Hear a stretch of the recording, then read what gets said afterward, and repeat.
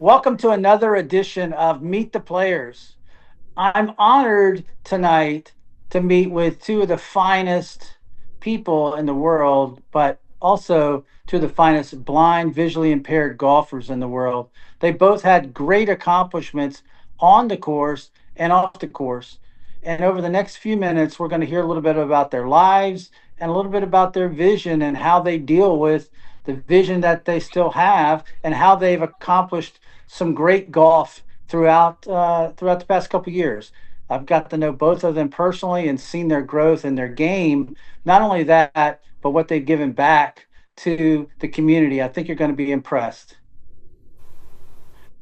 First off, it's going to be Tyler Cashman. Tyler is a great young man that I've known for several years and got to see him on the golf course really improve his game.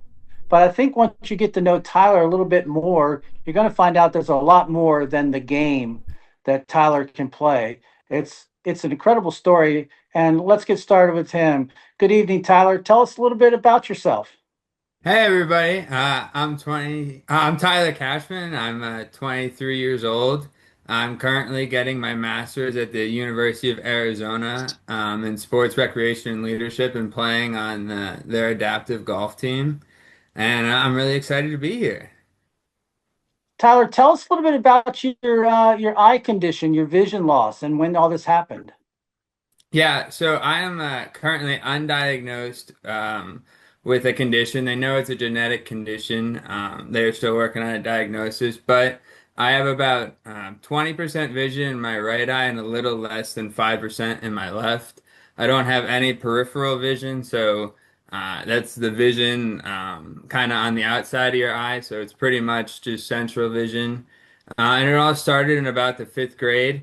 I failed a school nurse test. She finally caught on to me. I would go and I would listen to the person in front of me and what they would read, and they would say A, B, C, D, E. And when it was my turn to read the eye chart, I said A, B, C, D, E.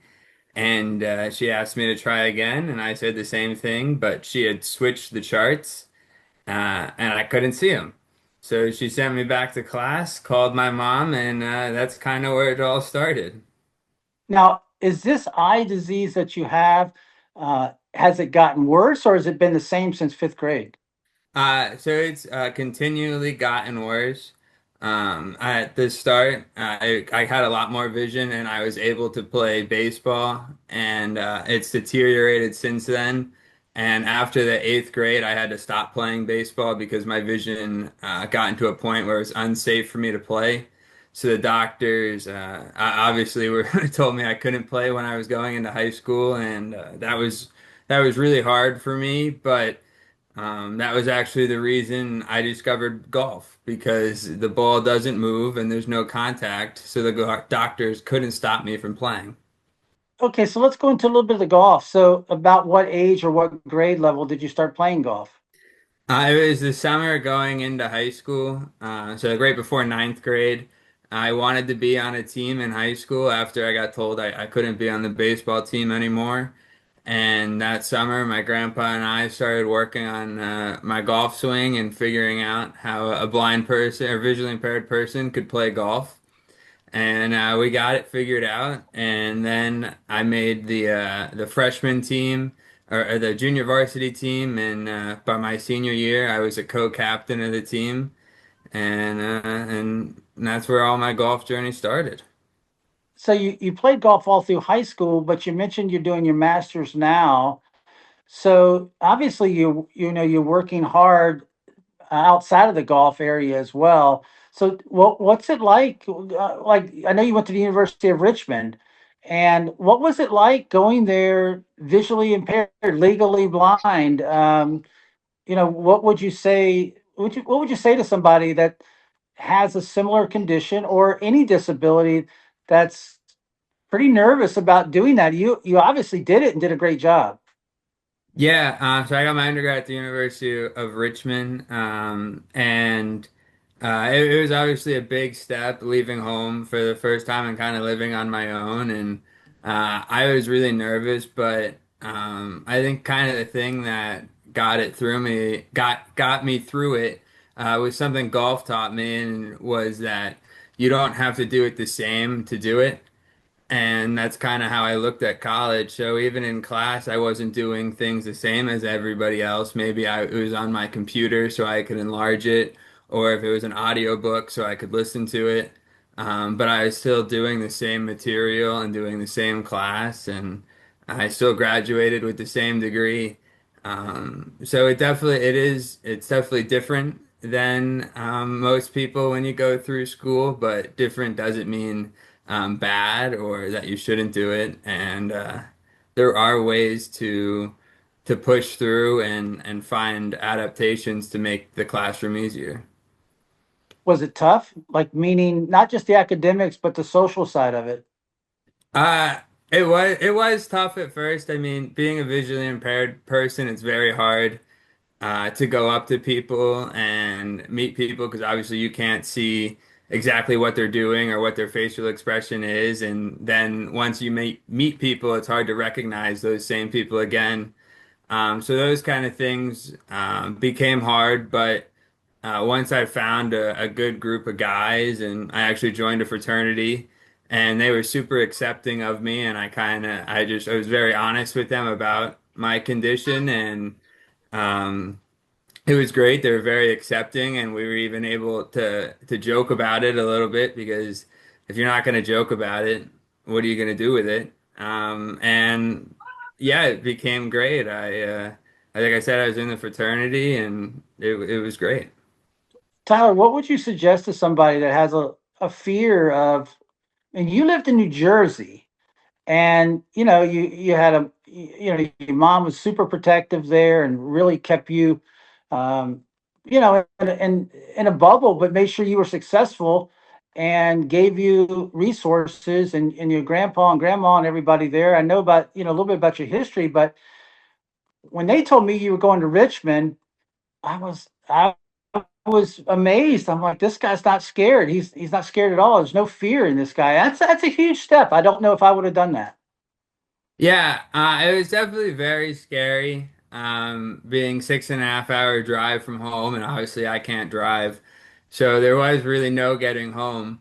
But I think because I had such a strong support system, like you were saying, with my mom and my grandparents and everybody that believed in me, that kind of really helped me push through it. And the first couple weeks, it was a little nerve-wracking being on my own for kind of the first time ever and having to navigate all of that. But I got really lucky and met some great people down there. And they had a great disability resource center that I was able to reach out to. And they were able to help me get rid of all those jitters. They got down there. I moved in early so I could kind of walk around campus and get a feel for the land a little bit. And then I found all my classes. So I knew where they were before the first day, so I wasn't in a mad rush to go and try and read the little numbers and find which rooms I was going to. So it was a very scary and nerve-wracking process, but the people that I met along the way and the support system I already had really made it a much easier transition than I think it would have been, and really helped me be the most successful I could be. I remember meeting you at a golf tournament one time and talking to you and your grandpa, and him telling me about some of the things you do outside of golf. And that's what really brought me to you as far as being excited, because good golfers are a dime a dozen, and somebody hit the ball long and this and that, but what you did in high school, I'd like for you to tell people about that, what you do for people still today, but some of the different things you created in high school, your charity work. Well, actually, a little bit of backstory. My mom suffers from chronic pain. So growing up, I had watched her live with chronic pain, and she started doing some volunteer work with the U.S. Pain Foundation and going to different conferences and talking to people. And I would go sometimes with her and just sit and watch and meet people. And going into the seventh grade, I kind of realized it was all for adults, and there wasn't really anything for children. So I asked my mom kind of why there wasn't a pediatric version, and she didn't really have an answer. So going into the seventh grade, I was the girls' basketball manager, and I asked the coach if we could do a fundraiser with the girls' basketball team for kids with chronic pain. And she said yes. And our original goal was $2,500. And we dedicated one game to it. And parents could go and donate 5 cents or a dollar or whatever amount per point that the team or their kids scored. And that's kind of how it started. And since then, we have raised over $300,000. We've had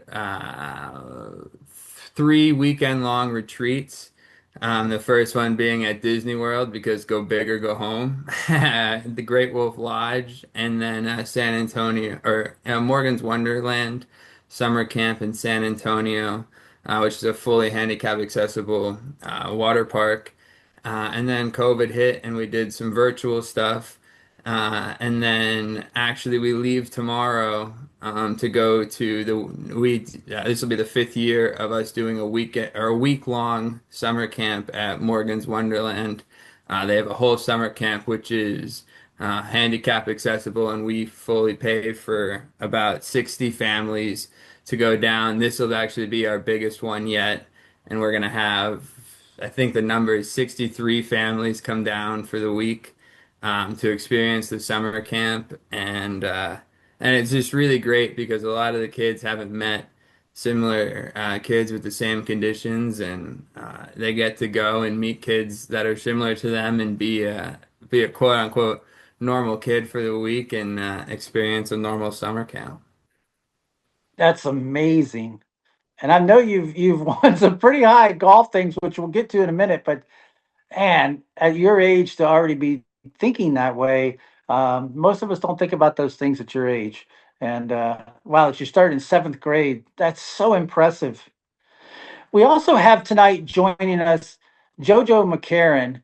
JoJo is from Alabama, and I was fortunate enough to get a chance to meet him in 2019 at a blind golf championship. And he's the first guy I ever met that has the same eye disease I do. So we became friends right away. And I think we both sucked at that golf tournament. That's probably why we were paired together. And it was one of the highlights of my life.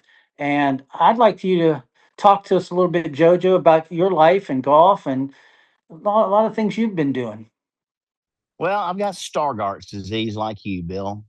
Um, I was diagnosed in my early 20s. I've been an avid golfer since I was 10 years old, and I got where I couldn't see the ball on the green anymore. So I went to my local, ophthalmologist, regular eye doctor kind of guy, because I wore corrective lenses back then, and he could only correct me to like 20/40 at the time. And he said, "You need to go see a retinal specialist." So in my early 20s, I went to see a retinal specialist, and he said, "You've got Stargardt's disease, young man, and there's nothing we can do for you, and it's going to get progressively worse as you get older, and hopefully you won't go totally blind." I said, "Well, thanks, doc. That's a great, diagnosis. I appreciate that, and I hope I don't get totally blind also." So that's when I found out I had Stargardt's disease, and it's basically a retinal degenerative disease, and it affects your central vision. My peripheral vision is still pretty decent, but um, I don't recognize faces. Everything's blurry in the middle. I don't have any really dark spots, but it's hard to describe. People ask me all the time, "Well, what do you see?" And it's very difficult to describe that. Well, Joe, a little bit about your background. You went to Auburn University, Yep. and tell us a little bit about your life and work and things like that. Well, went to Auburn. My whole family went to Auburn. My dad went to Auburn. I went to Auburn. My brothers went to Auburn. My daughter went to Auburn. And that was a great experience. And I could actually see back then, which made it even better. And then after that, got into the financial services business and founded my own company and sold out after 2011. I thought I was going to have a heart attack in my 30s after all of our clients' assets went down for no reason other than the World Trade Center went down. And so I sold out and was going to retire then. And then my parents had a little tiny insurance agency in Orange Beach, and they said, "Look, we're getting busy. We need some help. Would you, you want to come work for us?"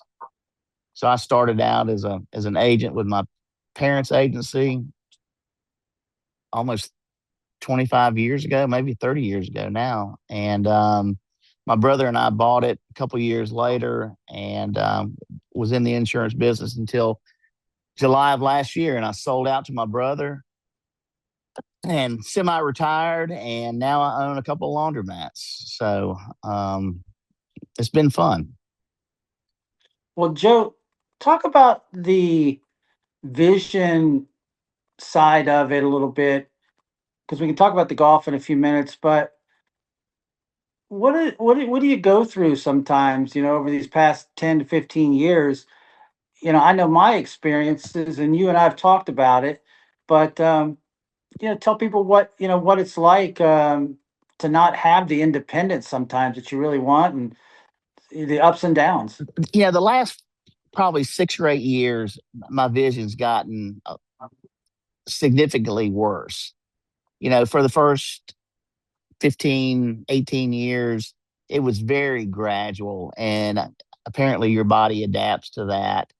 So I really didn't notice much, but now over the last, I don't know, 6 or 8 years, the little things are like doing stuff around the house is very difficult.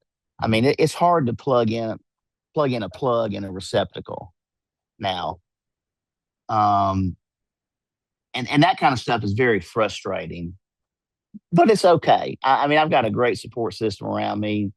My wife is very supportive of it. Um, I've got brothers and a daughter who hover over me like helicopter moms to make sure I'm okay. But I've never let it get me down. You just keep pushing through. Kind of like Tyler says, you figure out a way to do it. There's other ways And to get things done, and you learn to adapt and overcome. And life is good for me. I have no complaints. I know I feel blessed. That's almost brought my family closer together. To be frank with you, Well, Bill, because you have a wonderful um, support system as well with your boys, right. your daughter, Well, your wife, right. and I can't believe your wife is tolerant with you as she is. But God bless her.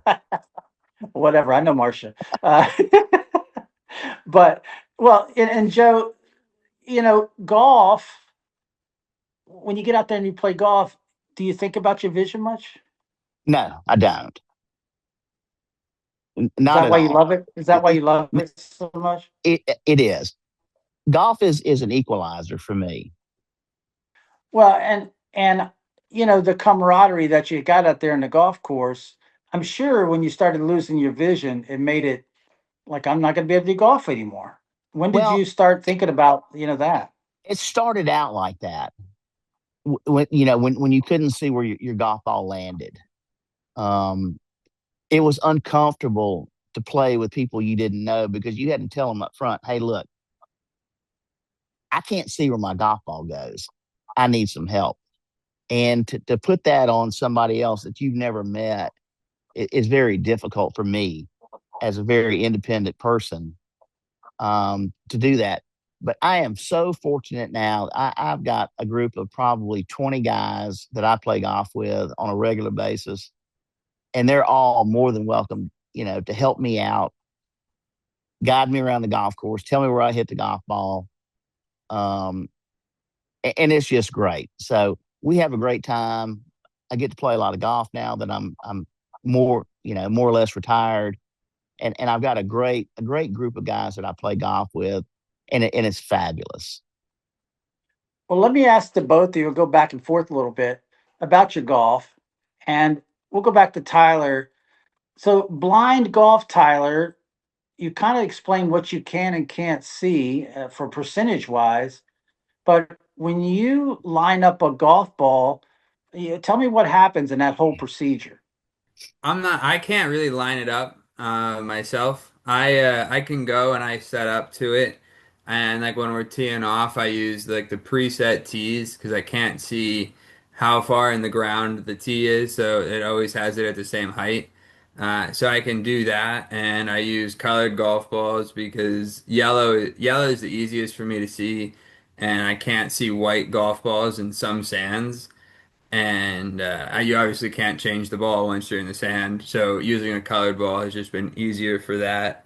But I can kind of get myself situated. In the past year or so, it's been my vision's gotten to the point where my grandpa, who's my caddy and guide, has gotten to the point where he has to tell me if my face is open or closed when I'm setting up because now it's getting to the point where I can't fully see. And I got my driver. We've put two pieces of tape so I can see that and line that up a little bit better.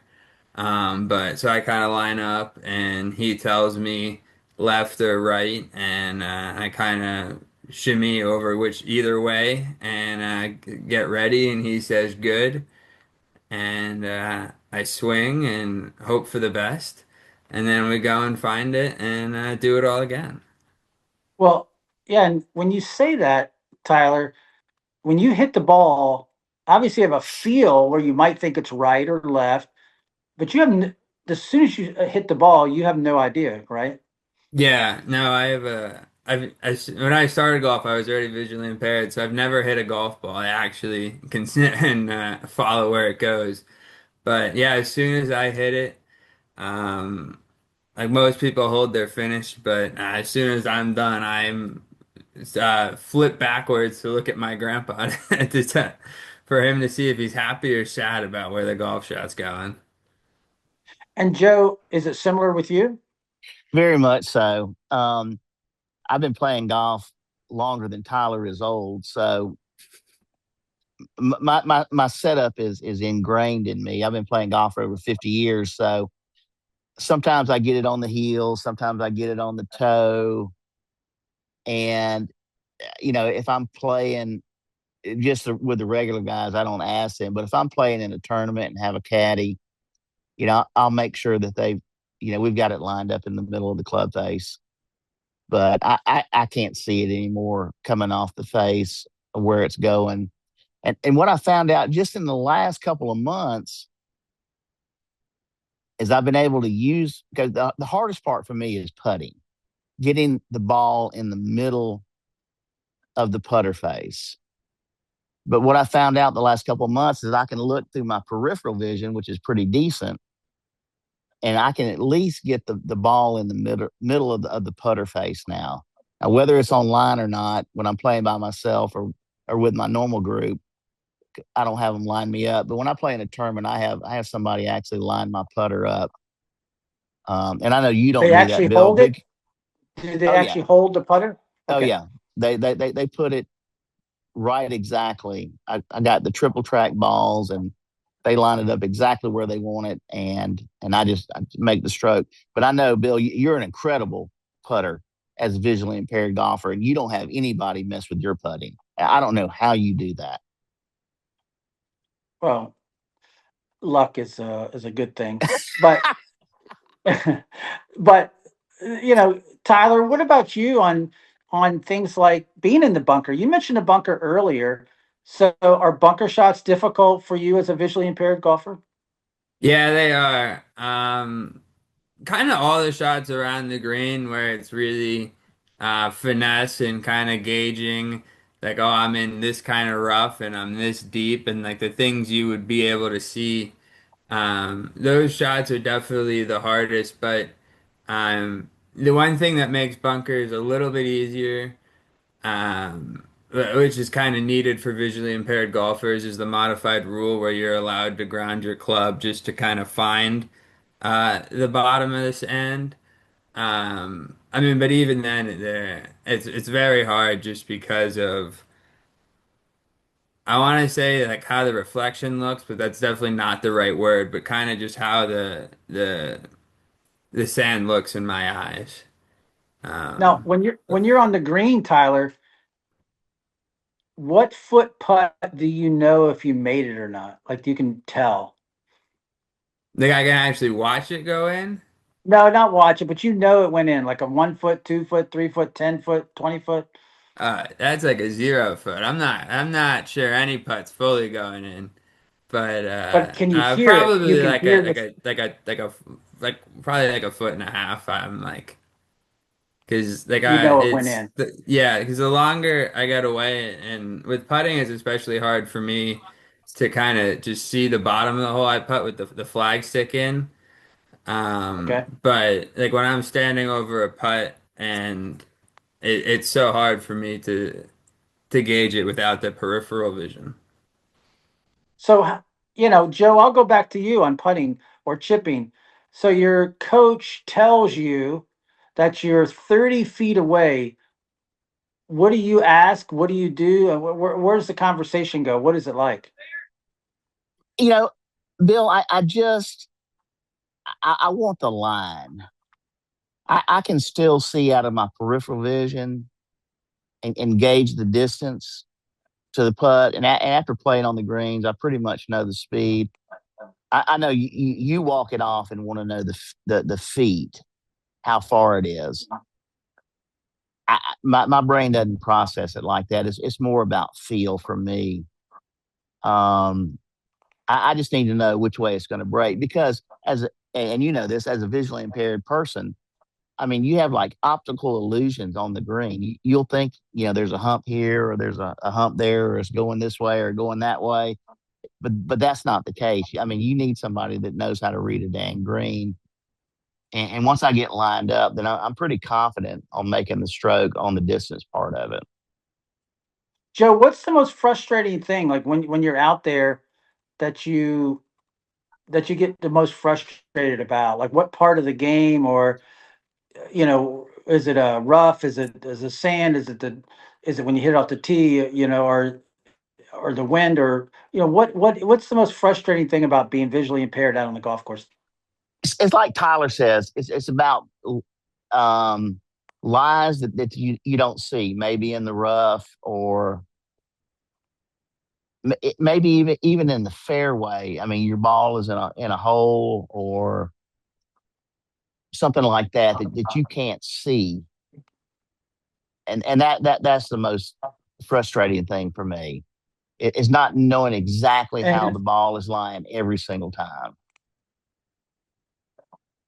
I know I was with you one time when your coach actually gave you the wrong club and you didn't Yes, know the difference no, and you hit it anyway. yeah, that was frustrating. We were playing in a Yeah. blind golf tournament in Georgia, and actually, my son-in-law was caddying for me at the time, and it was a 150-yard par three, which is a stock 8 iron for me, and I hit it right on the button. I mean, flushed it, and I said, Brent, that's got to be close. I mean, I hit it right on the money. He said, you're 30 yards short. I said, there's no way. But he handed Yeah. me a sand wedge, an S that kind of looked like the 8 iron. And oh, he was devastated, absolutely devastated. I said, son, that's blind golf. It happens all the time. So Right. don't worry about it. But I mean that kind of stuff happens. Um, Yeah. Yeah. It happens out there. Well, let me ask the both of you this question. You both have played in the USGA Adaptive, and you're both qualified this year. You're both great golfers, do incredible things. You've both been to the big time events before. You played all over the world. JoJo, you've won over in Europe, and Tyler, you won up in Canada, and you both won in the United States many times. What do you like about going to the events? I like meeting the other Uh, people, Bill. yeah. I tell you, some of the other adaptive golfers are just amazing. And the seated guys are the ones that really blow me away. They are, man, they are so competitive, and they're out there grinding on it. But I got to tell you a story. We got a little storm coming up. I'm gonna go inside while I tell the story. The wind's blowing 100 miles an hour here. I was playing with a one-armed guy named Alex in the qualifier. He only had one left arm. He had no right arm at all. And we're on a par three. It's 69 yards. And he hit a pitching wedge to a foot.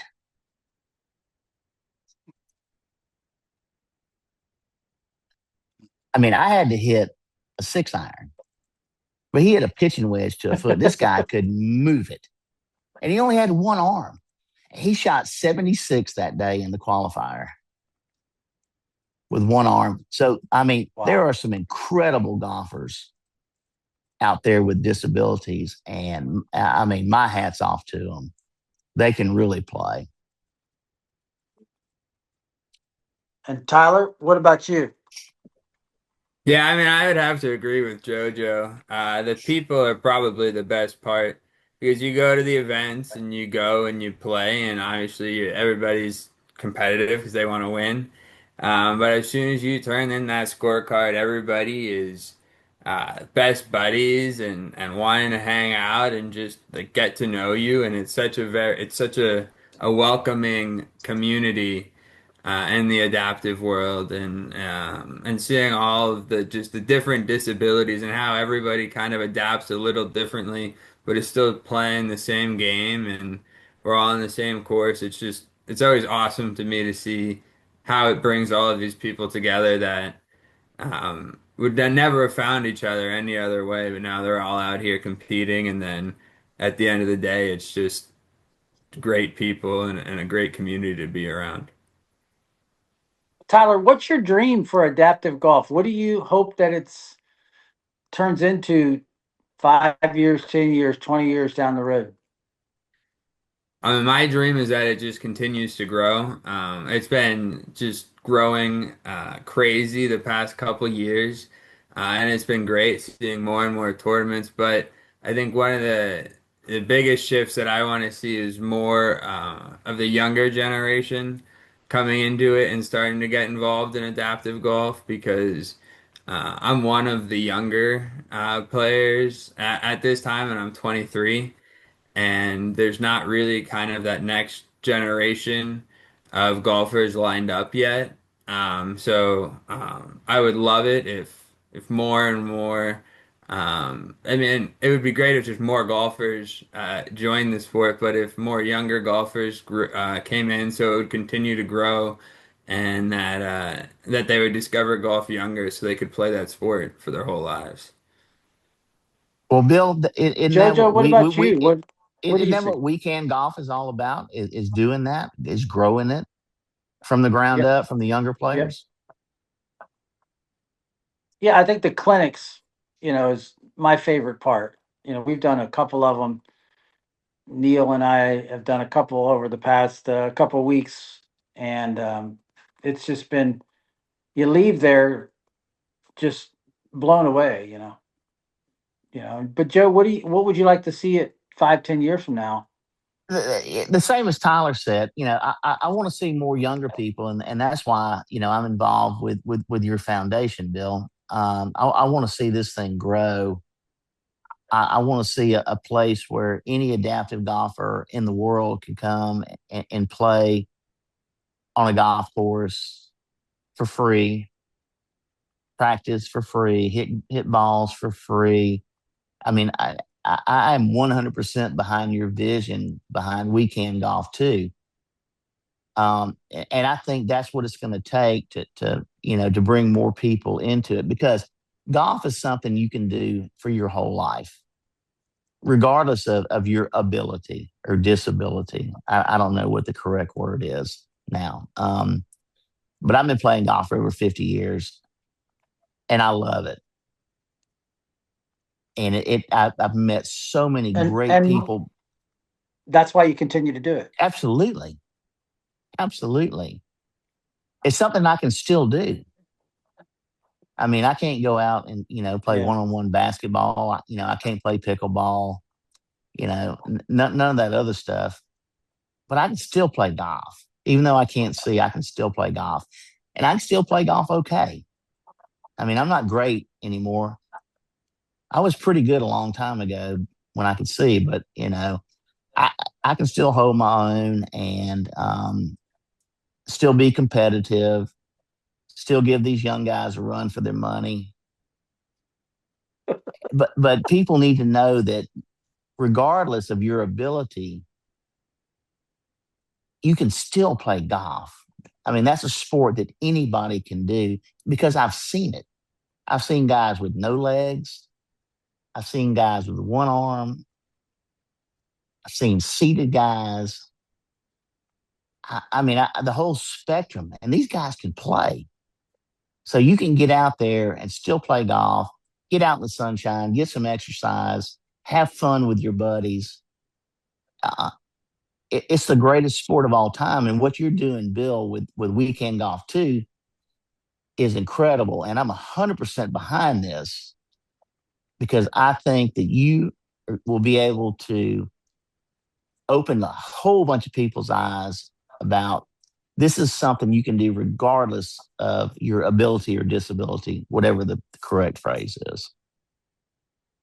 Yeah, we just need a break. We need somebody that can really, really help us promote this in the right way and start having major tournaments all over the country that reward some of these top players and get other people to do it. A lot of people can't afford it. And for us to be able to help in any way we can, that's why I think bringing in, 24 of the top golfers in the world to Jacksonville is going to be an amazing event for us. We're really, really excited about it. But with us tonight, also putting this together, is Michael Idzy, or Mike's one of the board members that really does a lot behind the scenes, sends out the emails, puts all this together, and does a lot of things. Mike was a tremendous athlete himself in high school and played on a lot of teams up in Michigan. And I've had the pleasure of playing with Mike many, many times. Lost a lot of money to Mike, but he's a really great, better person than he is a golfer. I'll say that. But Mike, you want to ask the boys a question or Yeah, so? yeah. Well, yeah. Well, first of all, thanks for having me on this, Bill. It's been great, and hearing all the stories from you guys like you, JoJo and Tyler, and many others that keep sharing what they do. It's so inspirational. I'd like to start just by kind of giving a little backstory, and I'm sure you guys would love to hear a couple more things about Bill. I've known him for, 27 years now. Bill, met him in 1999 as an undergraduate student, and was in his band at Western Michigan, and just had a great time. Just got to know Bill really well and latched onto his vision and what he was doing and where he was going, and then was fortunate to work for him at UVA for many years after that. But there was a moment I remember. I don't know if Bill remembers this. My last year in Western, we were in California with our women's basketball team, and then Bill and I just happened to get to sit on the bus together. I think we were heading to the zoo or something with the band. We had a day off, and I was aware of Bill's vision issues, but never he never talked about it really. He never complained about it to anybody. He just did his job and kept going forward in his life. But we were sitting in the bus, and somehow it just came up between the two of us conversation. I was asking him about it, and he said something to the effect of, I'm not going to use this as an excuse to not achieve things I want to achieve in my life. And he said, I could probably sit back and reach out and find some support for myself financially with disability and whatnot. He's like, I don't see that as a great way to live my life. I can still do a lot in my life. And it was so inspiring to hear him, talk about that. He actually had the saying on his door in his office as an undergrad. It was, "Excuses are tools used by fools to build monuments of nothingness." And that is like, you can apply that to every single one of you Fabulous. guys. It's great. That's Yeah. fabulous. And it's something I can, really apply to every single one of you guys. Just hearing you talk today, JoJo's running these businesses. Tyler, you're raising hundreds of thousands of dollars to help other people. and you guys just don't use, you know, any limitation that you have as any excuse to not go forward and do great things in your life. So, and you know, and I became aware of all this, the adaptive golf a few years ago. Drew and I, Bill didn't know we were going to surprise him, but he competed in Pinehurst a few years ago. And Drew and I just drove down to North Carolina to see him and support him and walk through. We just showed up and got to see him and Linda. It was great. And I was just there just to support Bill as a great friend and brother. But then I was blown away by, you know, the abilities of all you guys and the golfers. And, you know, Drew and I are just like, oh my gosh, this is amazing. And as JoJo, you were saying, you know, the awareness of this, if it can be elevated to people like myself and others, like once you see it live, it's just, you don't know until you see it. Until you see these guys and what you guys can do. It's incredible. And like you're saying, JoJo, you can kick a lot of people's butts that, you know, like myself, that don't have have our full vision. And I'm like, Bill's always giving me a hard time, or Drew, and we're talking on the phone. He's like, hey, I did check out the website. We got this other guy. Do you think you could take him? And I'm like, no. You know, not a chance. He's like, come on. He's like, why don't you play for the senior teams? I'm like, I can't beat any of these guys. They're just incredible. But, you know, with all that said, that, you know, that's where I think, you know, I'd like to hear a little more from you guys about, you know, from Bill's perspective, when I met him as a young person, you know, just the resilience and his, whatever his inspiration was, just to not use this as an excuse to not achieve and go forward in life and do the things you wanted to do. And it seems like you guys all have that path to some degree. Just I don't know if you could speak to that, if that sparks any thoughts about where you guys, what your experiences are and how you go forward with what you do. Go ahead, Tyler. Yeah. I mean, I kind of think, I don't know, like once I got diagnosed, like with this and told that my vision is just continually going to get worse and worse, and one day I'll eventually go blind, it was kind of just, we got to make the most of what we have right now and live life to the fullest while you can. And that's kind of how I've always thought about doing anything is, why would I let this hold me back? And it really hasn't. Obviously, I've had to do some things a little differently than other people, but I've still done them. I've still become the world champion. I've still made it to the USGA Adaptive Open. I'm a college graduate. Um, so I just never really thought that it would that I couldn't do it and that it would hold me back. So I've always just kept going. Well, Mike, I've never known anything different since my early 20s. So, kind of like Bill, he and I are very much alike. I mean, we're very competitive. Him to a fault, but you know, you can't wallow in your misery, you know, because you got a bad hand. There's opportunities out there, and if you figure out a way to, you know, get by the roadblocks, I mean, there's nothing holding you back. I mean, I've been more successful than I deserve to be, but I've had a lot of help on the way, and that's the other thing too. I mean, there are people out there that will help you, you know, get through the stuff that you can't do. You know, we all have abilities. Maybe vision's not one of them, you know, as it pertains to Tyler and I, but you have other abilities, and vision's just a very small part of that. So once you get by that, I mean, you know, the world is wide open. There's you know, millions of opportunities. Go out there and take advantage of them. Don't let, you know, your disability hold you back from what you want to do. Is my message to everybody out there that's listening to this or will see this. You can do it. You absolutely can do it. And Tyler and I are proof of that. Tyler's very young. I'm very old. So, I mean, there's both ends of the spectrum, but you can do it. Put your head down. Don't feel sorry for yourself. do what you got to do. I, I would think, JoJo, what's helped you and I both is getting into the community of disabled folks and not, I used to not really embrace that, a long time ago. But the more I've met other people with different disabilities, it's so inspiring and it's infectious. The energy, like Mike was, saying. I don't think there's nothing that any of us can't do. I love the challenge. I know you do too, Joe. Absolutely. I was fortunate enough to play golf 2 days with Ken Green, Ryder Cup player, played in the Masters, lost his leg in a tragic RV accident.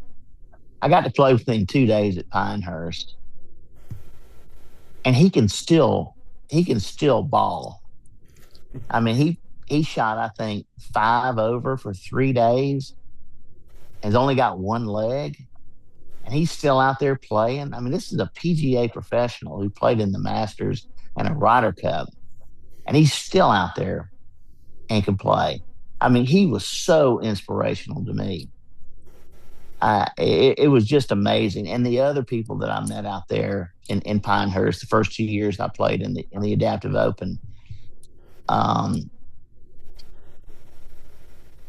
you just can't waller in your own misery. You got to pick yourself up and do what you got to do.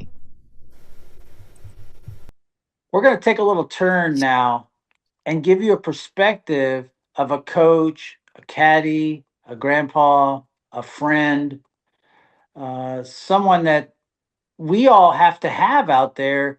It's a team sport for blind golf, especially. And I'm going to introduce George Cashman to you, Tyler's grandpa, and let him tell you a little bit about what he does as a coach slash caddy out on the golf course for Tyler. Well, as you mentioned, Bill, it is a team sport. Tyler is the player, and my goal and my objective is to make him successful. It starts with describing the hole to him from the tee. We talk a little bit about how we want to play the hole, how we want to approach it, and then I line him up, move left, move right, square. Your club face is not square to the ball, so move your club head a little bit, and then we say, "Hey, Tyler, that's good," and Tyler goes ahead and hits the ball, and then we go find it, and as Tyler said earlier, we go through the process again. So it's very it's very rewarding being a coach. To be honest with you, I mean, I actually like it more than playing. Tyler's continued to improve, and is having some great rounds these days. But from a coach's perspective, it's just very rewarding. Give us an example of you describing a hole when you get up to it. What do you mean? Tell people that don't know what you do with, par four, par five. Is that all you say? Give us an example. Well, you're standing up there, and it's okay. This is it's a par four. It's a dog leg right. There's water on the right here, so can we hit it far enough to carry the water, or do we want to stay left of the water? How do we want to play it? And then I have to kind of understand where Tyler's how his swing is that day. Is he hooking the ball? Is he slicing the ball? Is he hitting it straight? And make adjustments for that. We describe the When hole, you and What do you I mean say, make adjustments? What do you mean well, make adjustments? What do you? well, as a sighted player, and your feel is you get up there and you kind of know whether you're gonna slice the ball or hit it straight or what, and Tyler and I have to talk and communicate and hey, what are you thinking? He said, well, I'm feeling pretty good. So like I said, okay, I line him up straight down the target line. Whereas if he's having a little off day and he's slicing the ball a little bit, I say, "Hey Tyler, I'm going to aim you down the tree line because I'm pretty sure you're gonna slice the ball a little bit," and then and then he goes ahead and hits it. I mean, one of the best things we'd ever did for Tyler was he used to hit the ball 300 plus yards. and now what we've done is we've shortened up his swing a little bit. Now he's a one-way miss. Bill, you played with us. He'd hit it, and we'd have to go find it. We never knew it was going to go right or left. And now at least I know it's his miss is going to be on the right hand side. So we find just about all the golf balls that he hits now, and go and have the opportunity to hit them again. So what let's say he hits the ball. Do you give him instant feedback? Do you tell him it's in the air, it's hit the ground, it kicks right, it kicks left? What do you do? No, I'm gonna interject real quick. He is awful at this. I hit the ball and I have to wait. So I'm looking at him, I'm getting nothing. I have no clue if it's 50 yards right on the road or in the hole. Nothing.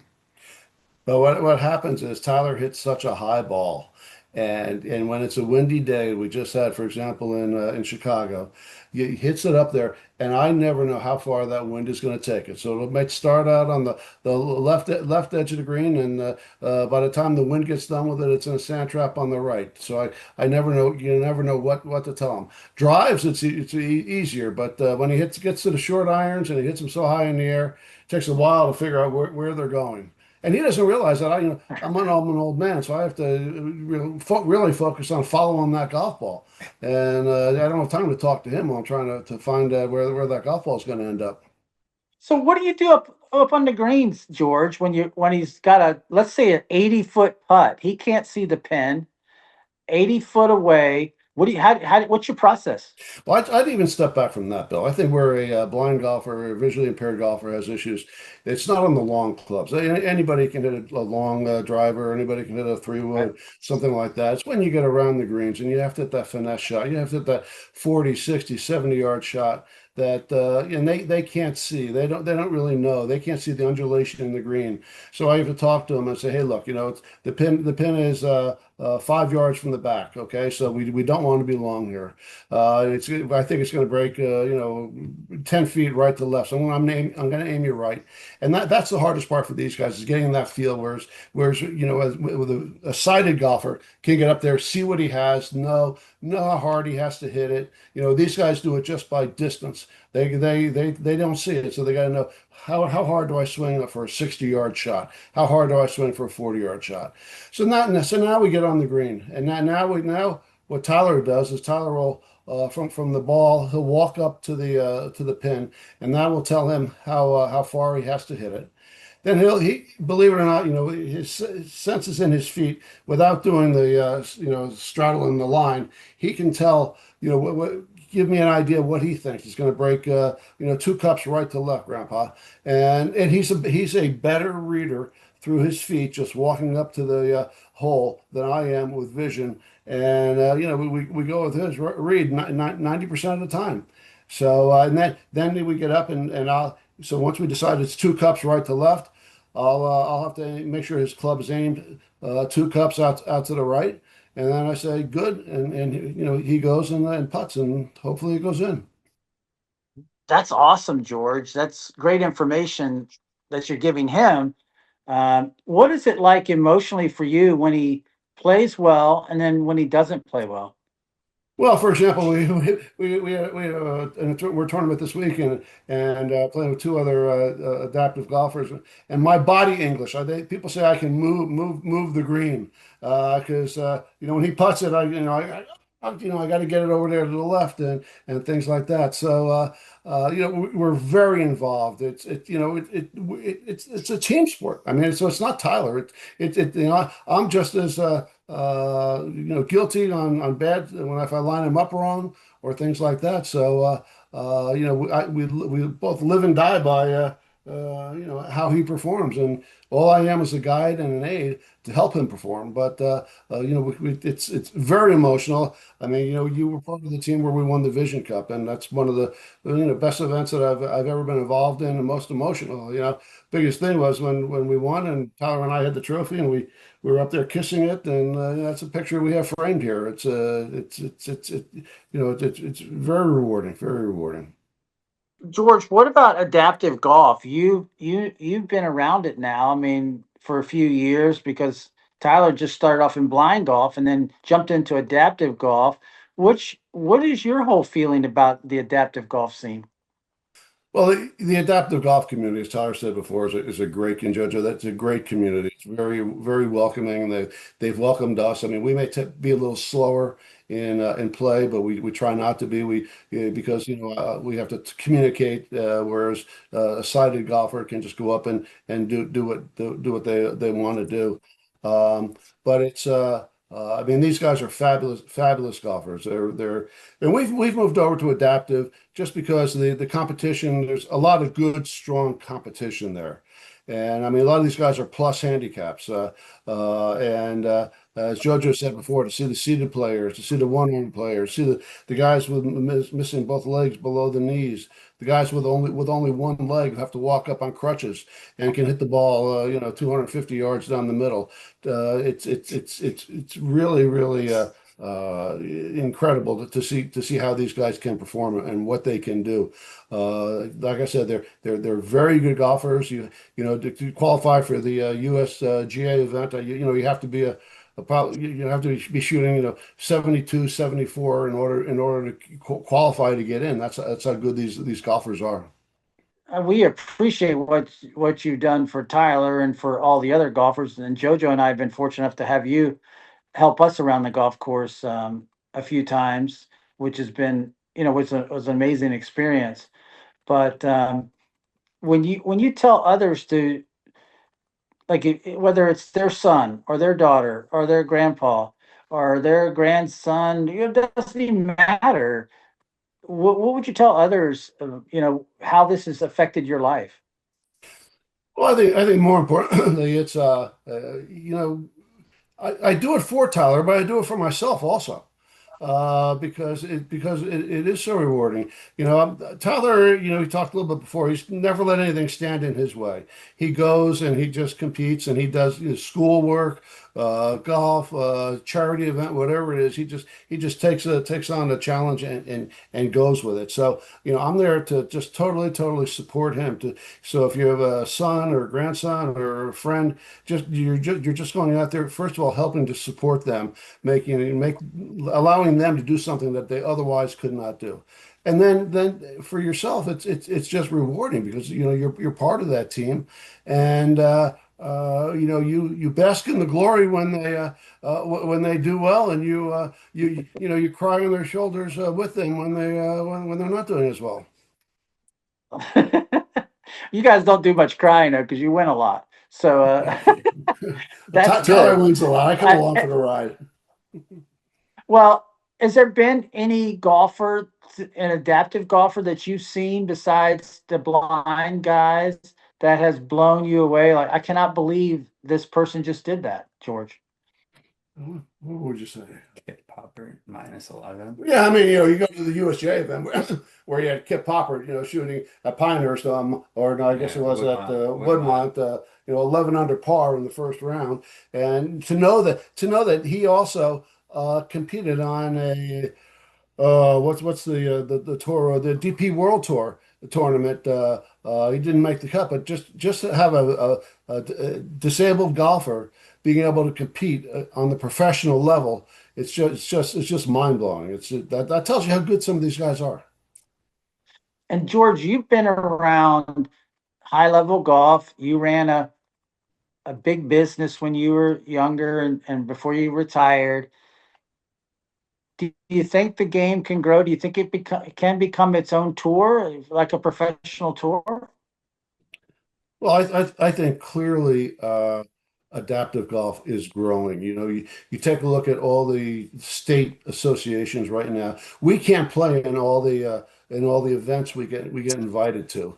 And that tells you, first of all, that blind golf is just starting to get accepted into disabled golf. Most of them are amputee. They're called amputee tournaments, but then we call up and it's, oh yeah, you're blind, yeah, you're disabled. You don't have to be an amputee. Yeah, you can come join us, and they're very welcoming. So yes, I think There's a lot of tournaments all around the country. That's one of the things Tyler wants to get involved in when he gets his master's here.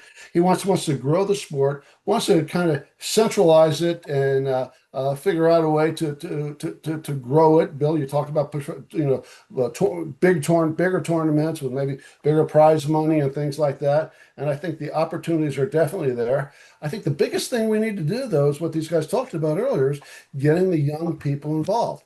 In blind golf, it's an old boys network. There's not a lot of young people. There's no teenagers involved. Tyler's probably the youngest by about 10 years. He and Amanda on the girl side are probably the youngest by about 10 years. We need to get these younger kids involved and figure out how to do it. JoJo talked about free golf, things like that. We need to find a way to do that on both the blind level and the adaptive. So there's the next generation is coming up. So it's not just, hey, one and done. Hey, we got to have the young generation, the new blood coming into the program.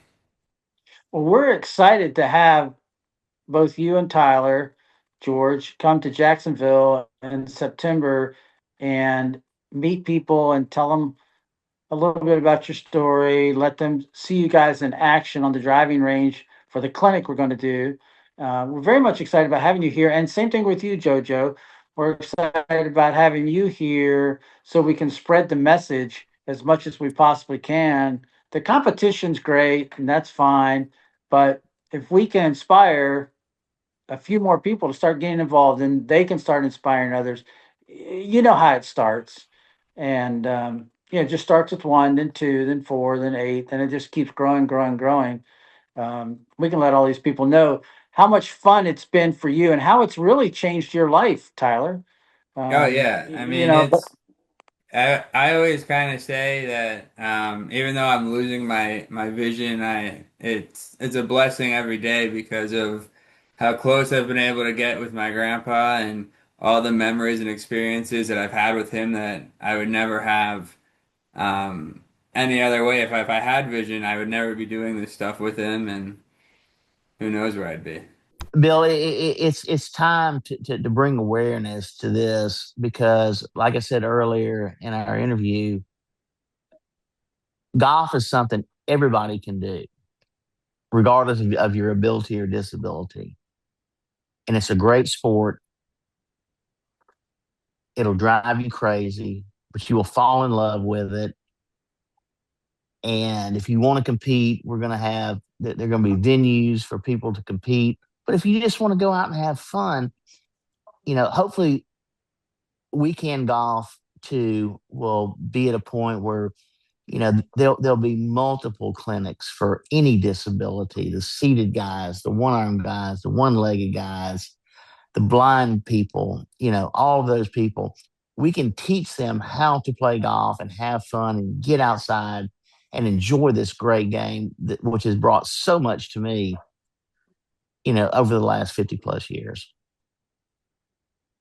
well, boys, thank you for coming on tonight. And we really appreciate it. We're so much looking forward to you being here soon. And good luck to you. Bill, we'll see you in September, my friend.